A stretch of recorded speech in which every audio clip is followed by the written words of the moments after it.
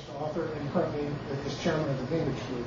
Among many other important roles, Speaker Gingrich also serves as Distinguished Visiting Fellow at the Hoover Institution at Stanford University, Distinguished Visiting Scholar and Professor at the National Defense University, and was a member of the Hart Revenue Commission for National Security in the 21st century, which was among the first groups to highlight the importance of this issue. And I would ask you to please join me in welcoming Speaker Newt Gingrich.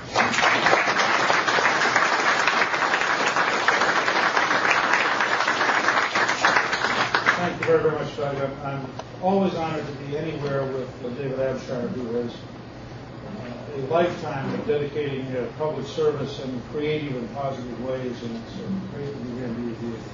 I look forward to Congressman Cooper getting here. He and I have worked on several projects over the years on a bipartisan basis, but I can also appreciate, given the press of the current decisions he made in a caucus, that he may find it a little tricky to get away. So I'm glad to be here.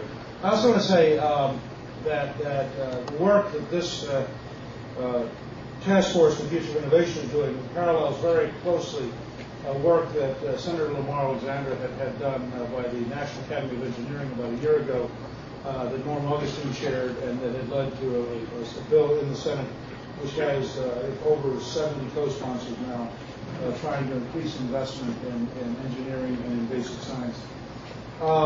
I also want to take a moment to thank Chuck Gress and Wayne Pluck, because in their roles at MIT and at Georgia Tech after I stepped down as speaker, they did a lot to help get me sort of caught back up with the excitement and the dynamics of the scientific community. Let me put in context how important I think this report is, and how important I think focusing on science, engineering, and innovation is for the country's future.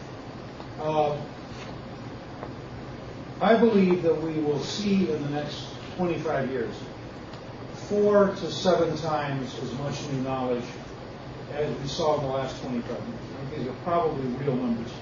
I used to just say 4 times as much, but I addressed a National Academy of Sciences working group in computation and information, and the chairman afterwards came up and said that was not an adequate number, and he thought it was closer to 7 times as much new knowledge. And I then went to see Michael Novacek, who's the chief scientist at the American Museum of Natural History in New York, and he recommended 10 times as much, but after I thought about it, Novacek is a vertebrate paleontologist, and that's a lagging indicator. Because we don't invest enough resources in the field for it to stay current with all the different technologies. So probably as the new technologies become available, vertebrate paleontology will move 10 times as far in the next quarter century. I think all of science will not. Well, let me be practical for it, since I'm in a survey background. If we're going to, and let me just say, the reason you're going to get 4 to 7 times as much new science is there are more scientists alive today than all of previous human history. Every year they get better computers and better instruments. They're connected by email and cell phone, so information transmits much faster than it would have in the time of Darwin or even the time of Einstein. And they're then connected by licensing, venture capital, and royalties to the commercial market, which is then connected to China and India's reserve centers of production. If you take that list, it is inconceivable that you're not going to have massive increases in total knowledge in the next quarter century. Now, to give you a historical analogy, if it is 4 times as much new knowledge, this group trying to look out to 2031 would be the equivalent of a group meeting in 1880, trying to understand this meeting. 1880 is pre-automobile, pre-airplane, pre-motion picture, pre-long-distance telephone, pre-electric light, pre-air conditioning. Just go down the list. You say to yourself, how would you have explained this meeting? How would you explain your BlackBerry or your cell phone? If it is 7 times as much new knowledge, we are like people hanging out with Sir Isaac Newton trying to discover calculus in 1660. No society in history has tried to absorb and cope with this scale of scientific knowledge. And so just start with that. And the question is not, will it occur? The only question is how much of it will occur in the U.S. and how much will occur outside the U.S. So this is a major national security and economic security question. And for the first time in 100 years, we are at a crisis inflection point in American science. The reason is very simple.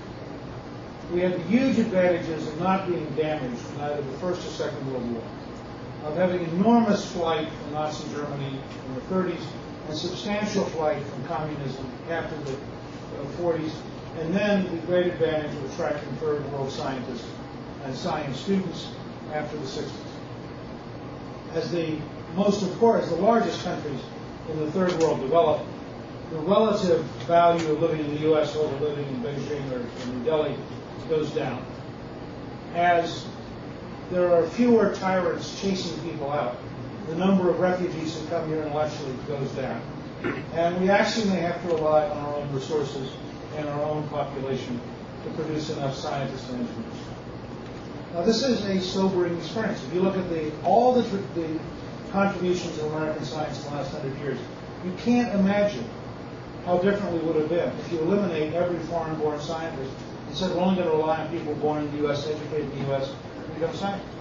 Now, this is not an argument about immigration, by the way. I favor open-ended visas for math, science, and engineering students. I favor the most maximum competition worldwide for the smartest students. I'm very happy, frankly, to attract the best students in the world to the U.S. I think that's terrific. But I also think it's inadequate. That in the end, you also have to have an American population that understands science, that can do science, and that's willing to invest in science. Now, to give you a sense of scale, and this report is, by the way, you just start with the slides which they were showing, and just go through these. If this doesn't sober you, then I'm not sure what the next part of the conversation is. Because these are very sobering. But if this doesn't sober you, pick up this morning's New York Times and look at the article on the fact that over half the 8th graders in the U.S. this year do not understand science. Don't have a clue. Over half. Then pick up the Gates Foundation report that in Detroit, only 21% of entering high school freshmen graduate on time. And we're literally cheating 4 out of every 5 young people in Detroit. And then say, how big does the scale of change have? Now, I'm going to make a couple of quick observations in support of a very strong bipartisan effort in the next Congress to put together a series of responses appropriate to the scale of the challenge. And to today's topic, specifically in defense, but I think it's true across the system. I want to just give you a couple of observations about how to think about it. Einstein said, insanity is when you think that by doing more of what you're already doing, you'll get a different result. And I think we need to understand that we have bureaucratized science, underfunded it, and then put ourselves in a position to ignore it as much as possible. We've been talking about a nation at risk since 1983, when the first report came out saying that our school system is so bad, the country's literally at risk. And if you really look at the underlying metrics, we're not solving them. We have not had any substantial breakthrough. So we're meeting the Einstein test of being insane because we continue to do what we already did and hope we'll get a different result. Second, I think that it's very important to understand that it is not a question of money, it's a question of priorities. When I helped write the first 4 consecutive balanced budgets since the 1920s, we doubled the size of the National Student Health budget while cutting taxes and balancing the budget. We did so because we made a value judgment that the return on the investment, we distinguished investment from cost, that the return on the investment at NIH would more than justify doubling its size. The biggest single mistake of my speakership is we should have tripled the size of the National Science Foundation at the same time, because it's often a much smaller base, and it is actually the provider of the underlying basic knowledge on which NIH relies for the work they do in biological sciences. And so I would urge that we look very seriously at funding. I want to go just 2 steps further, and then I'll talk about this. We are in grave danger of playing budge ball, where, when young kids are first playing soccer, they all run to the same place. This year's budge ball is terrorism. I happen to think terrorism is horrifying. I think that nuclear and biological terrorism will be peculiarly horrifying, and I think that we need to make appropriate investments in the wars that we're engaged in. But the long-term competition is all going to be scientific. The great opportunities for breakthrough are all going to be scientific.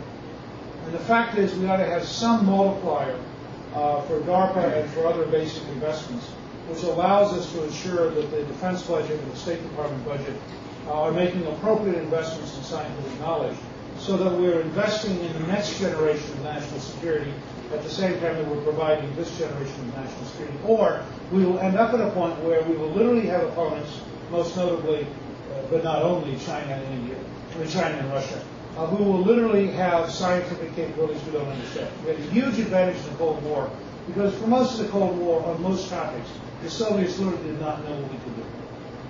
It was an enormous advantage because they had to operate in a sense of uncertainty that the Americans had great capabilities that they could not match. We will be in a nightmare. We wake up 15 or 20 years from now. Quantum computing is the easiest example to look at. And we suddenly have opponents who've invested shrewdly, and they suddenly have dramatic improvement in capabilities that we don't understand. So there's a direct national security interest. There's second, an economic interest. This has been the highest value income on the planet since about 1840. It's been there because we've been the technologically most advanced, most capital intensive, the most rapidly entrepreneurial society in the world. Yet competing for the first time since the Civil War with countries whose economies will ultimately be our size or bigger, if we're going to remain the most high-value economy in the world, we're going to be a very capital-intense and very knowledge-based economy. That is the only plausible way to sustain the American standard of living in a competitive world market. Finally, for this to happen, we have to have profound changes in how we think about our entire system. We have to profoundly overhaul our education system so young people are capable of doing science. We have to have a substantial increase in investment in science so there are people doing the science once they're capable of doing science. And we have to have very significant incentives for dramatic breakthroughs. And my last observation is something I've talked to some of you about before, but I just want to raise it as an example. I would hope that Congress would look at a series of prizes designed to reestablish a sense of excitement. If we're going to bureaucratically spend X number of billions to get to Mars, I'd like to offer a prize of 5% of that for anybody who just happens to get it done. I mean, if you're really going to invest X number of billion in order to try to produce a hydrogen car, I'd like to offer $1 billion tax-free for the first company that walks in and says, here is a hydrogen car producible at $20,000 or less that meets the following criteria. Because I want to liberate science from the bureaucratic application process, which has become more and more mindless, more and more expensive, and which wastes the lives of young researchers filling out applications and waiting and trying to figure out how to game the system, rather than just going out and inventing. And I think we could create a dramatic scale of excitement in America if we had a series of very bold prizes, and they'd be stunningly inexpensive if you actually got them. So I thank you for this chance to share with you, and I look forward to working with you.